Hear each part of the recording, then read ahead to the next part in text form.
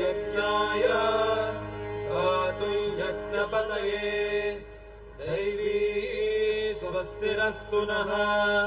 स्वस्तिर्मानुषेभ्यः ऊर्ध्वं जिगातु भेषजम् शन्नो अस्तु द्विपदे शं चतुष्पदे ॐ शान्ति शान्ति शान्तिः सहस्रशीर्षा पुरुषः सहस्राक्षः सहस्रपाद स भूमिं विश्वतो भृत्वा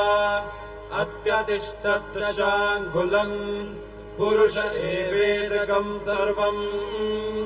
यद्भूतं यच्च भव्यम् उतावृतत्वस्येषानः यदन्नेनातिरोहति एतावानस्य महिमा